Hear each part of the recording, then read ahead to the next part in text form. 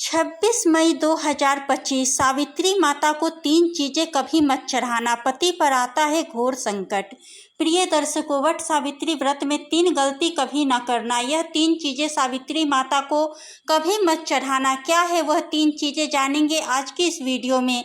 साथ ही साथ वट सावित्री के व्रत में ऐसे कपड़े भूल कर भी मत पहनना, इससे पति की मृत्यु हो जाती है। जानिए वट सावित्री पूजा का शुभ मुहूर्त, पूजा विधि, किन 4 महिलाओं को वट सावित्री की पूजा भूल कर भी नहीं करनी चाहिए तथा व्रत भी नहीं रखना चाहिए। पूजा करते समय कौन सी गलती कभी नहीं करनी चाहिए, सावित्री माता को क्या चढ़ाए और क्या न चढ़ाए, यह सारी जानकारी आज हम आपको इस वीडियो के माध्यम से देने जा रहे हैं। तो चलिए भक्तों, सबसे पहले जान लेते हैं वट सावित्री व्रत कैसे करें। उस दिन कौन सा एक श्रृंगार है जो हमें जरूर ही करना चाहिए। एक एक करके हम आपको सभी जानकारी देते हैं जो शास्त्रों के अनुसार होंगे। लेकिन वीडियो को शुरू करने से पहले आप सभी से निवेदन है कि वीडियो को लाइक जरूर कीजिएगा, चैनल को सब्सक्राइब कीजिएगा और कमेंट बॉक्स में जय माता सावित्री अवश्य ही लिखें। दोस्तों, हिंदू धर्म में महिलाएं अपने पति की लंबी आयु के लिए कई व्रत रखती हैं। ऐसे ही व्रतों में से एक है वट सावित्री व्रत। विवाहित महिलाएं इस दिन अपने पति के सुहाग की दीर्घायु होने के लिए व्रत उपवास करती है। यह व्रत हर साल ज्येष्ठ माह की अमावस्या के दिन मनाया जाता है। धार्मिक मान्यताओं के अनुसार जो स्त्री इस व्रत को सच्ची निष्ठा से रखती है उसे न सिर्फ पुण्य की प्राप्ति होती है बल्कि उसके पति पर आई सभी परेशानियां भी दूर हो जाती है। लेकिन इसी के साथ साथ क्या आप जानते हैं वट सावित्री व्रत को 4 महिलाएं कभी नहीं रख सकती, लगता है घोर पाप। तो दोस्तों चलिए जानते हैं, सबसे पहले जान लेते हैं कि वट सावित्री इस महीने किस तारीख को है। दोस्तों, इस बार 2025 में वट सावित्री का व्रत सोमवार 26 मई को रखा जाएगा। यह दिन माता सावित्री के रूप में भी मनाया जाता है। आइए सबसे पहले जानते हैं इसकी पूजा विधि के बारे में। एक दिन पहले हम नहाए खाए करते हैं, तो नहाए खाए के दिन आप सबसे पहले नाखून काट लीजिएगा, इसके बाद बाल धो लीजिएगा। और इस दिन हमें शुद्ध सात्विक भोजन करना चाहिए, यानी कि लहसुन, प्याज, मसूर की दाल, जो भी अशुद्ध चीज़ें हैं वह हम नहाए खाए के दिन नहीं खाते। और उसी दिन हम मेहंदी लगाते हैं। व्रत से आप लोग एक दिन पहले ही मेहंदी लगा लीजिएगा। और इस व्रत में ठेकुआ बनाया जाता है, तो नहाए खाए के दिन ही आप लोग ठेकुआ बना लीजिएगा। अगर आपके यहाँ ठेकुआ चढ़ता होगा तो आप लोग बना लीजिए, अगर नहीं चढ़ता होगा तो कोई बात नहीं है। और उसके अगले दिन हम व्रत रखेंगे। तो व्रत के दिन आप लोग सुबह जल्दी उठ जाइए। सुबह जल्दी उठकर आप स्नान कर लीजिए। और इस दिन हमें लाल पीला वस्त्र पहनकर ही पूजा करनी चाहिए। तो आपके पास नई साड़ी है तो आप सभी नई साड़ी पहन लीजिए, या फिर आपके पास अगर शादी की जो भी साड़ी है वो आप पहन सकते हैं। और चूड़ी आप लोग एक डब्बा नया जरूर खरीदिएगा। साड़ी पहनी हुई भी पहन सकते हैं, लेकिन चूड़ियाँ आप अपने लिए एक नई ही लीजिएगा। और उस दिन 16 श्रृंगार किया जाता है, तो हमें अपने सिंदूरा से मांग भर लेना है। और गले में मंगलसूत्र, पैर में पायल, बिछुआ और पहावर जरूर लगा लीजिएगा। और शादी की चुंडी जो आपके पास रहती है वह ओढ़कर ही हमें उस दिन पूजा करनी चाहिए। और आप लोग मांग में जो टीका है वह पहन लीजिएगा। इस दिन हमें टीका पहनकर ही पूजा करनी चाहिए। सुहाग का सबसे बड़ा प्रतीक टीका माना जाता है, तो आप लोग टीका जरूर पहन लीजिएगा और अच्छे से श्रृंगार कीजिएगा। दोस्तों, अगर आपने घर में पूजा करते हैं तो वट वृक्ष की टहनी मंगवाकर घर में पूजा कर सकते हैं। अगर आप वट वृक्ष के पास जाकर पूजा करते हैं तो वहाँ पर भी आप कर सकते हैं। और ध्यान रखिएगा, वट सावित्री पूजा के दिन कभी भी हमें बरगद की टहनी नहीं तोड़नी चाहिए। तो आप लोग एक दिन पहले ही मंगवा करके रख लीजिएगा और हमें उस दिन पूजन करना है। इस पूजा में गौरी गणेश का सबसे पहले पूजन किया जाता है, इसके बाद ही हम वट वृक्ष का पूजन करते हैं। और आप गौरी माता हल्दी से बना लीजिएगा और सुपारी से कलावा लपेटकर गणेश जी बना लीजिएगा। आप एक लाल कपड़ा ले लीजिए और उसी में सबसे पहले हम खोइछा ले लेते हैं, उसके बाद ही पूजन करते हैं। चावल के आटे में थोड़ा सा हल्दी मिक्स करके अपने पास आपन बना लीजिएगा वट वृक्ष में लगाने के लिए। और श्रृंगार की सामग्री भी चढ़ाई जाती है, तो आप अपने लिए भी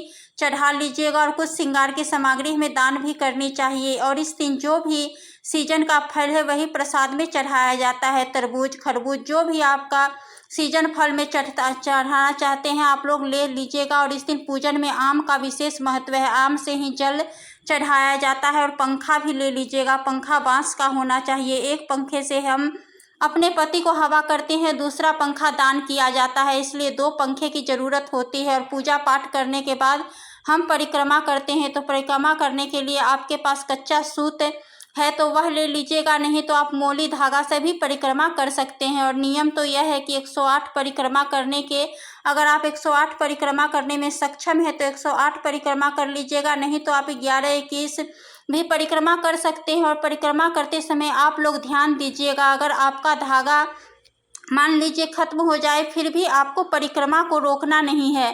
धागा खत्म हो जाएगा फिर भी आप परिक्रमा करते रहिएगा। और परिक्रमा करने के लिए आप अपने हाथ में चना ले लीजिएगा और 1 पैकेट हमें सिंदूर ले लेना है। चना गिन कर रख लीजिएगा, क्योंकि परिक्रमा करते समय हम भूल जाते हैं कि हमने कितनी परिक्रमा की है, इसलिए आप लोग चना ले लीजिए और सिंदूर ले लीजिएगा। वट वृक्ष लगाने के लिए और सुहाग की सामग्री हमें जरूर ही चढ़ानी चाहिए।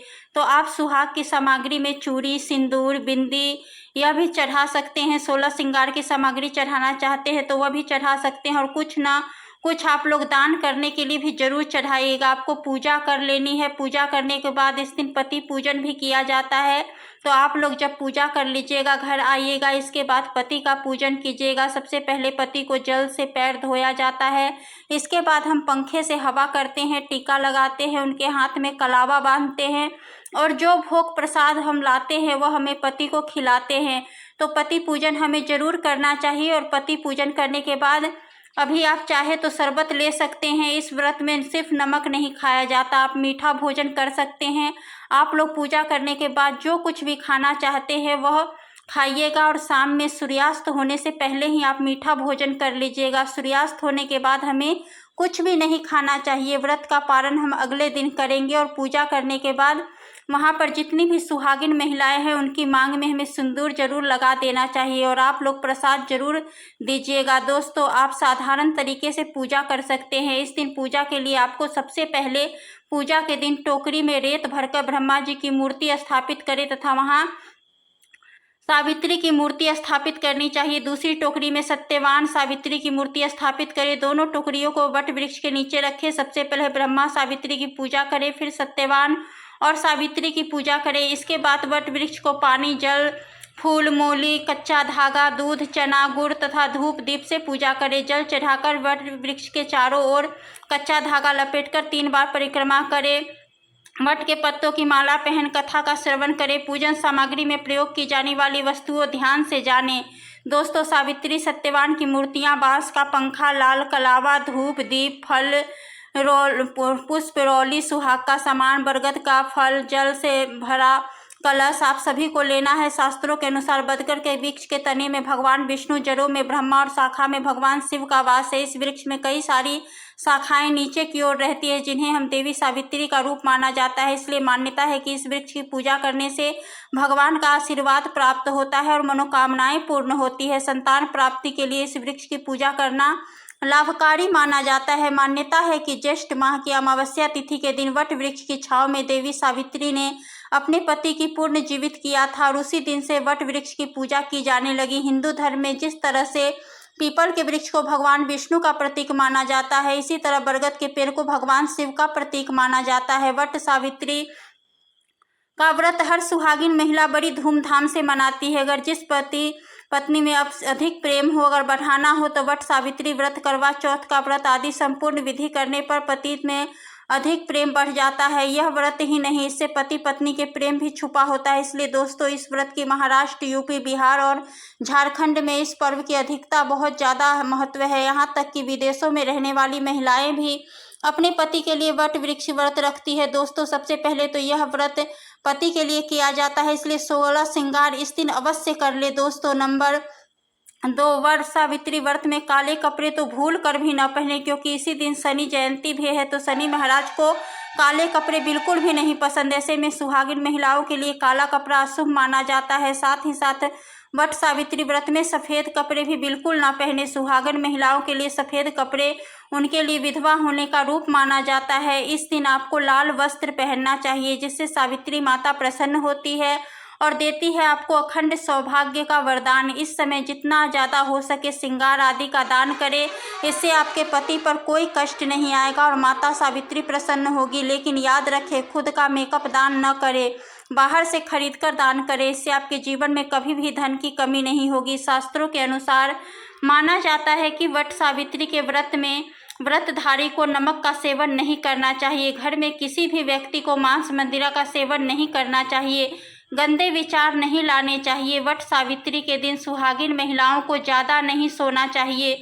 घोर पाप लगता है, इससे पति की आयु कम हो जाती है। इस समय आप सुबह सूर्योदय से पहले ब्रह्म मुहूर्त में उठ जाए। माता सावित्री होती है प्रसन्न। दोस्तों, शास्त्रों के अनुसार माना जाता है कि कम से कम वट सावित्री तथा करवा चौथ वाले दिन या तो आप अपने पति के लिए व्रत रखा है तो उस दिन आप जितना ज़्यादा हो सके मांग में सिंदूर थोड़ा लंबा लगाइए। इससे पति की आयु बढ़ती है और माता रानी प्रसन्न होती है और देती है अखंड सौभाग्यवती होने का वरदान। वट सावित्री के दिन मांग में थोड़ा सिंदूर लंबा होना चाहिए। मांग में ज़्यादा से ज़्यादा सिंदूर भरना चाहिए। कम सिंदूर भरने से पति की आयु भी कम हो जाती है और आपको आयु बढ़ाना है, इसलिए पति की आयु कम न करें। सावित्री वाले दिन लाल फूल अर्पित करना चाहिए। लाल फूल अर्पित करने से जीवन में सुख समृद्धि बनी रहती है और माता सावित्री प्रसन्न हो जाती है। लाल फूल को प्रेम का प्रतीक माना जाता है। लाल फूल प्रेम को बढ़ाता है। वट सावित्री के दिन घर में मीठे पकवान अवश्य बनाने चाहिए और भोग लगाना चाहिए। वट सावित्री के दिन अधिकतर महिलाएं ब्यूटी पार्लर जाके अपने बाल कटवा लेती है, जो कि घोर पाप लगता है। इससे पति की मृत्यु निकट भविष्य में जल्दी हो जाती है। लंबे केस किसी भी सुहागिन महिलाओं को वट सावित्री के दिन नहीं कटवाने चाहिए, इससे माता सावित्री क्रोधित हो जाती है। साथ ही साथ करवा चौथ वाले दिन भी महिलाओं को लंबे केस नहीं कटवाने चाहिए, शुभ नहीं माना जाता। इससे पति की मृत्यु निकट होती है, भविष्य में हो जाती है। वट सावित्री के दिन आप कोई भी चीज़ अर्पित करें, लेकिन ध्यान से देखने की बात यह है कि कोई भी चीज़ खंडित न हो, उससे के बाद ही अर्पित करें। कोई भी चीज़ टूटी फूटी नहीं होनी चाहिए। जब आप अपने हाथ मुँह में चूड़ियाँ पहने तब देख ले कि वह चूड़ियाँ सफ़ेद ना हो। नीली चूड़ियाँ भी नहीं पहननी चाहिए तथा काली चूड़ियाँ भी नहीं पहननी चाहिए। टूटी चूड़ियाँ भी बिल्कुल नहीं पहननी चाहिए, घोर पाप लगता है, व्रत टूट जाता है। दोस्तों, इस दिन गले में मंगलसूत्र पहनना बिल्कुल न भूले, नहीं तो आपका व्रत पूरा नहीं माना जाएगा। गले में मंगलसूत्र अवश्य ही होना चाहिए। दोस्तों, अब जानते हैं वह कौन सी 3 महिलाएँ हैं जो वट सावित्री का व्रत जिन्हें भूल कर भी नहीं रखना चाहिए। हो जाती है पति की मृत्यु। आप ऐसी गलती कभी न करना, सावित्री माता नाराज हो सकती है, पाप लग सकता है। तो आइए जानते हैं कौन सी वह महिलाएं हैं। 1, वट वृक्ष सावित्री का व्रत ऐसी महिलाएं कभी न रखें। दोस्तों, अगर आपके मन में आपके प्रेमी का ख्याल ना आकर किसी गैर मर्द का ख्याल आता है या किसी गैर औरत का ख्याल आता है तो यह आपके लिए चरित्र के लिए अच्छा नहीं माना जाता। असल में आप पाप के भागीदार है। एक अच्छा जीवन साथी वही होता है जिसका मन इन बातों से पवित्र हो और अपने प्रेमी से ही प्यार करे। हमेशा इस बात का ध्यान रखें कि सच्चे प्रेमी जोड़े स्वर्ग में मिलते हैं और हमेशा हर जन्म में साथ रहते हैं और यही विधि का विधान है। गर्भवती महिला वट सावित्री का व्रत गर्भवती महिलाओं के लिए बहुत ही मुश्किल भरा समय होता है। इस समय व्रत रखने पर गर्भवती महिलाओं को काफ़ी दिक्कतों का सामना करना पड़ता है। आपको बता दें कि शास्त्रों में ऐसा बिल्कुल भी नहीं लिखा गया है कोई भी गर्भवती महिला वट सावित्री का व्रत नहीं रख सकती। लेकिन अगर आपके अंदर कमजोरी ज़्यादा है, यदि आप इस व्रत का पालन करने में सक्षम नहीं है तो आप वट सावित्री का व्रत न रखें, क्योंकि ऐसे समय व्रत रखना सुरक्षित नहीं होता है। इसलिए व्रत रखने से पहले डॉक्टर की सलाह जरूर लेनी चाहिए। शास्त्रों में बिल्कुल साफ साफ बता दिया गया है कि ऐसे कई नियम है जहाँ पे पतित का शामिल होना आवश्यक हो जाता है, जो कि 7 फेरों के बगैर कुछ काम नहीं हो सकते। इसमें वट सावित्री का त्यौहार मुख्य रूप से शामिल है। आपको बता दूं कि जो पति पत्नी 7 फेरे लिए बगैर रहते हैं, जो कि बहुत अशुभ माना जाता है, ऐसे रिश्ते वट सावित्री को रखने में सक्षम नहीं होते, बल्कि ऐसे रिश्ते अशुभ होने के साथ ही कलंकित भी माने जाते हैं। अगर काफ़ी समय से लड़ाई झगड़े हो रहे हैं और बात तलाक तक पहुंच गई है तो ऐसे समय में वट सावित्री का व्रत न रखें। लंबे समय से पति से दूरियां और एक दूसरे से नफरत पैदा होना वट सावित्री का व्रत रखने पर पाप का भागीदार तो बनाता ही है, साथ ही साथ व्रत भी खंडित हो जाता है। इसलिए पहले अपने आपसी झगड़ों को सुधारे, फिर व्रत का पालन करना उचित है। तो दर्शकों, जानकारी पसंद आई हो तो कमेंट में जय माता सावित्री अवश्य लिखें और चैनल पे नए हैं तो चैनल को सब्सक्राइब करें, वीडियो को लाइक करें। मिलते हैं अगले वीडियो में। हर हर महादेव।